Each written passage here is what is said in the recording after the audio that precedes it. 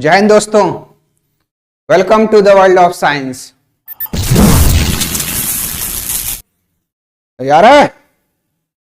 हाँ तैयार है। ठीक है भाई, चलिए शुरू करते हैं। देखो पहला क्वेश्चन आपको स्क्रीन पे दिख पा रहा होगा। Small intestine has three part, the first part is called, है ना, छोटी आंत के आपके तीन भाग होते हैं, उनमें से पहला भाग को कहा जाता है, क्या कहा जाता है? तीन भाग क्या होते हैं? ड्यूडेनम, जेजुनम और इलियम।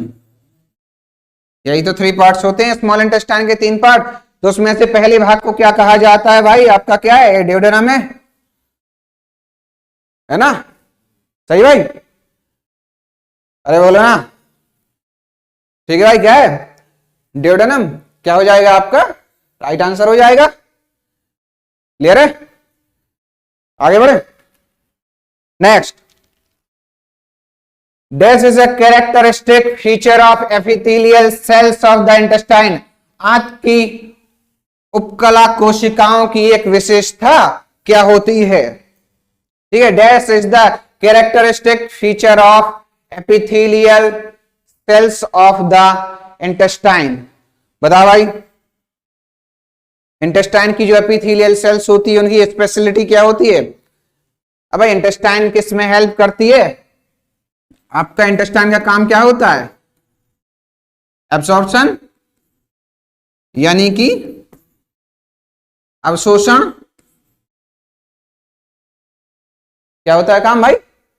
अवशोषण होता है, नहीं होता है? तो अवशोषण कराने के लिए कौन रिस्पॉन्सिबल होता है? विलाई और माइक्रोविलाई। ठीक है ना भाई? तो स्पेशलिटी की बात करें तो क्या हो जाएगा अपना? माइक्रोविलाई सही जवाब हो जाएगा। करेक्ट आंसर क्या हो जाएगा? माइक्रोविलाई करेक्ट आंसर हो जाएगा। डन है ना? बोलस क्या होता है आप सभी को पता होगा। जो अपन खाना खाते हैं, चबाते हैं ना, तो उसको जब बॉल टाइप का स्ट्रक्चर बन जाता है अपने मुंह के अंदर, बॉल टाइप का स्ट्रक्चर जो अंदर जाता है, जिसको अपन ईसोफेगस के अंदर ले जाते हैं, उसको क्या बोलते हैं? बोलस बोलते हैं, है ना? हाँ ठीक है, तो इसका करेक्ट आंसर क्या हो जाएगा भाई? माइक्रोविलाई इसका करेक्ट आंसर हो जाएगा। डन। नेक्स्ट देख लो भाई। One of the reasons why some people cough after eating a meal may be due to improper movement of, है ना, कुछ लोगों को खाने के बाद खांसने का एक कारण होता है। वो किस वजह से होता है भाई? किसका गलत मूवमेंट हो जाता है भाई? खाना खाते हैं तो जो अपने अंदर विंड पाइप होता है ना, उसके अंदर जो ढक्कन ढका हुआ होता है, उसके अंदर क्या ढका हुआ होता है? विंड पाइप के ग्लोटिस के ऊपर से एक ढक्कन ढका हुआ होता है, जिस वजह से या जिसके क्यों होता है वो ढक्कन? ताकि अपन खाना खाते हैं वो उसके अंदर ना जा पाए।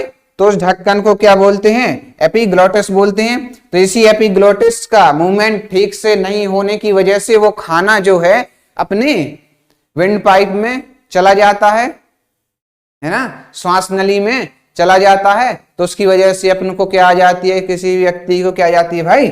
खांसी आ जाती है ना। ठीक है, तो सही जवाब क्या हो जाएगा भाई? एपिग्लोटिस हो जाएगा सही जवाब। क्लियर है? क्या हो जाएगा भाई? एपिग्लोटिस हो जाएगा। हाँ भाई साहब क्या कह रहे हैं? डायफ्राम। डायफ्राम क्या होता है? अरे यार डायफ्राम डोम शेप्ड स्ट्रक्चर होता है आपके थोरेसिक कैविटी में, है ना। डोम शेप्ड स्ट्रक्चर होता है जो ब्रीदिंग में हेल्प करता है। किस में हेल्प करता है? ब्रीदिंग में। ब्रीदिंग में हेल्प करता है ना। इसका शेप कहता है डोम शेप स्ट्रक्चर। कैसा? Dome shaped. डोम शेप्ड का मतलब क्या होता है? गुंबद नुमा आकार का होता है। कैसा मतलब? गुंबद नुमा आकार का होता है। ठीक है। लैरिंक्स क्या बोलते हैं भाई? लैरिंक्स बोलते हैं अपन वॉइस बॉक्स,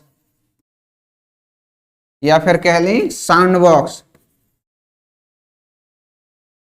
है ना, जिससे क्या होता है? ध्वनि उत्पादन होता है। ध्वनि उत्पादन होता है को लैरिंक्स को बोलते हैं। ठीक है, इसका करेक्ट आंसर क्या हो जाएगा भाई? एपिग्लॉटिस इसका करेक्ट आंसर हो जाएगा। ठीक है भाई, डन डन डन।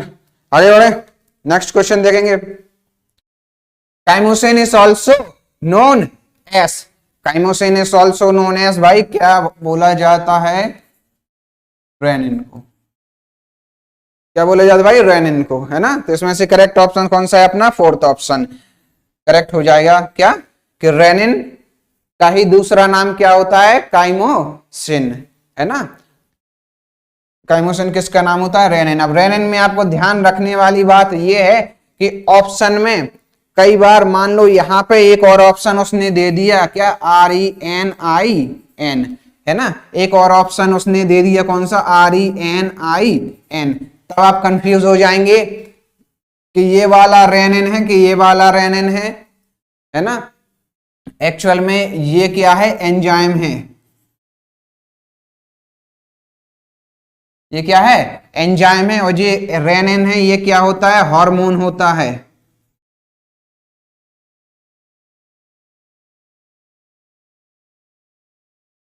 हार्मोन होता है जी। ठीक है, जो हार्मोन होता है उसमें एक ही एन होता है और रेनिन में डबल एन होता है, जो कि एक एंजाइम होता है। जो डाइजेस्टिव सिस्टम में आता है अपना पाचन तंत्र में, उसमें डबल एन होता है। ठीक है, जो हार्मोन होता है उसमें RENIN होता है। ये किडनी में होता है, KIDNEY, है ना। ठीक है भाई, तो इसमें क्या है? सिंगल एन नहीं, इसमें क्या होता है? डबल एन होता है। रेनिन किस में पाया जाता है भाई? इन्फेंट्स में पाया जाता है। किस में? इन्फेंट्स में। इन्फेंट्स का मतलब क्या है आपका? बच्चों में पाया जाता है। किस में पाया जाता है भाई? रेनिन बच्चों में पाया जाता है। किस लिए पाया जाता है? मिल्क प्रोटीन को डाइजेस्ट करने के लिए। मिल्क प्रोटीन को क्या करने के लिए? पचाने के लिए, डाइजेस्ट करने के लिए बच्चों में कौन सा प्रोटीन पाया जाता है? रेनिन प्रोटीन पाया जाता है। और सभी बच्चों में, ज्यादातर बच्चों का मतलब सिर्फ इंसान के बच्चों में नहीं, गाय भैंस के जिसके भी बच्चे होंगे सभी में रेनिन पाया जाता है। क्यों? क्योंकि बच्चे क्या करते हैं? खाना तो खाते नहीं है, क्या करते हैं भाई? दूध पीते हैं कि नहीं पीते हैं? अरे बोलना, दूध पीते हैं कि नहीं पीते हैं?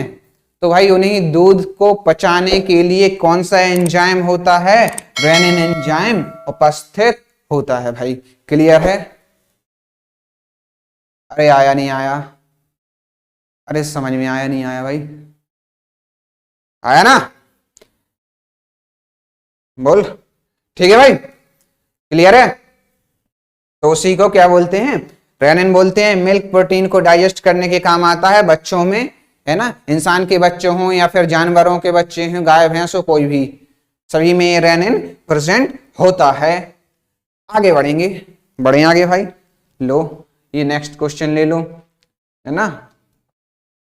ठीक है, लाइक और शेयर ठोक दीजिए, महाकाल का दबा के लाइक और शेयर ठोक दीजिए, 5000 लौटे।